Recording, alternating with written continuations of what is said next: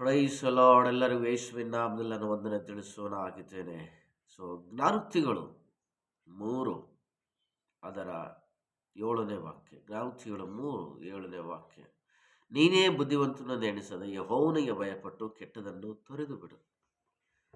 So ದೇವರಿಗೆ ಭಯಪಡುವಂಥ ಒಬ್ಬ ಮಗನು ಮಗಳಾಗಬೇಕು. ಅನೇಕ ಸಾರಿ ನಮ್ಮ ಜೀವನದಲ್ಲಿ ನಾವೇನಾಗ್ತೀವಿ ಅಂತ ಹೇಳಿದ್ರೆ, ಸೊ ನಾವು ದೇವರಿಗೆ ಭಯಪಡುವುದಿಲ್ಲ.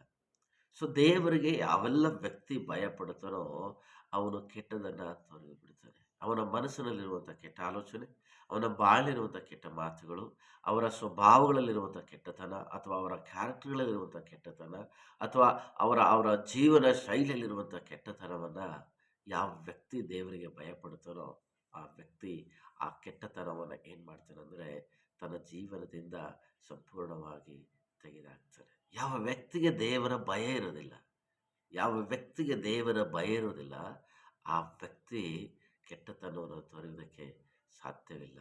ಯೋಸೇಫನ ಜೀವನದಲ್ಲಿ ದೇವರ ಭಯ ಇರುವುದರಿಂದಾಗಿ ಅವನೇನು ಮಾಡ್ದ ಅಂತ ಹೇಳಿದ್ರೆ ಕೆಟ್ಟತನವನ್ನು ತೊರೆದು ಬಿಟ್ಟ. ಅವನ ಕೆಟ್ಟದ್ದು ಮಾಡಬೇಕನ್ನೋಂಥ ಸನ್ನಿವೇಶ ಬಂದರೂ ಆ ಕೆಟ್ಟತನವನ್ನು ಬಿಟ್ಟು ಅವನು ಏನು ಮಾಡದ, ತನ್ನನ್ನು ದೇವರಿಗೆ ಭಯಪಡುವವನಾಗಿ ತೋರಿಸಿಕೊಂಡ. ಇವತ್ತಿನ ಜೀವನದಲ್ಲಿ ನಾವುಗಳು ಏನು ಮಾಡ್ತಾ ಇದ್ದೇವೆ? ದೇವರಿಗೆ ಭಯಪಡ್ತಾ, ದೇವರು ಎಲ್ಲ ಸ್ಥಳದಲ್ಲಿ ಇರುವಂಥ ದೇವರು.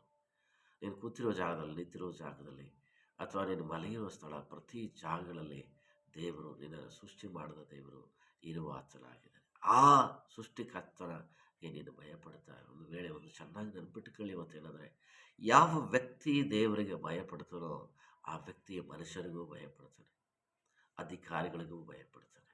ಸೊ ತನ್ನ ಮೇಲಿರುವಂಥ ಎಲ್ಲ ನಾಯಕರುಗಳಿಗೂ, ಎಲ್ಲ ಮನುಷ್ಯರಿಗೂ ಭಯಪಡ್ತಾನೆ. ಯಾವ ವ್ಯಕ್ತಿ ದೇವರಿಗೆ ಭಯಪಡೋದಿಲ್ಲ ಆ ವ್ಯಕ್ತಿ ಯಾವತ್ತೂ ಮನುಷ್ಯರಿಗೂ ಭಯಪಡೋದಿಲ್ಲ. ಇವತ್ತಿನ ಜೀವನದಲ್ಲಿ ಇದನ್ನು ಚೆನ್ನಾಗಿ ತಿಳ್ಕೊಳ್ಬೇಕಾಗಿದೆ ಏನಂತ ಹೇಳಿದ್ರೆ, ನೀನು ಕೆಟ್ಟದನ್ನು ತೊರಿಬೇಕಂತ ಹೇಳಿದ್ರೆ, ನಿನ್ನೊಳಗಿರುವ ಕೆಟ್ಟ ಸ್ವಭಾವಗಳನ್ನು ನೀನು ಬಿಡಬೇಕು ಅಂತ ಹೇಳಿದ್ರೆ, ನಿನ್ನೊಳಗಿರುವ ಕೆಟ್ಟ ಆಲೋಚನೆಗಳನ್ನು ಬಿಡಬೇಕು ಅಂತ ಬಯಸೋದಾದರೆ ನೀನು ಮೊದಲು ದೇವರಿಗೆ ಭಯಪಡು.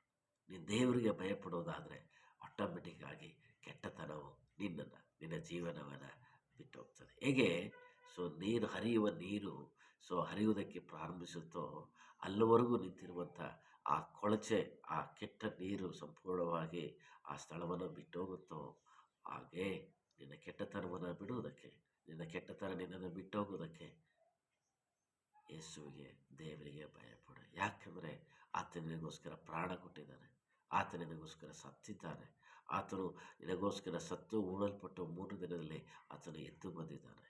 ಆ ದೇವರಿಗೆ, ಆ ರಕ್ಷಕನಿಗೆ ಭಯಪಟ್ಟು ಕೆಟ್ಟದನ್ನು ತೊರೆದು ಒಳ್ಳೆ ಮಗನಾಗಿ, ಇನ್ನು ಮೇಲೆ ಒಳ್ಳೆ ಮಗಳಾಗಿ, ಇನ್ನು ಮೇಲೆ ಶ್ರೇಷ್ಠವಾದ ಮಗನು, ಶ್ರೇಷ್ಠವಾದ ಮಗಳಾಗಿ ದೇವರ ನಾಮದ ಮಹಿಮೆಗಾಗಿ ಈ ಭೂಮಿ ಮೇಲೆ ಬದುಕುವುದಕ್ಕಾಗಿ ತೀರ್ಮಾನ ಮಾಡು. ದೇವರು ಖಂಡಿತ ನಿನ್ನನ್ನು ಆಶೀರ್ವದಿಸ್ತಾರೆ. Thank you. God bless you. ಆಮೇಲೆ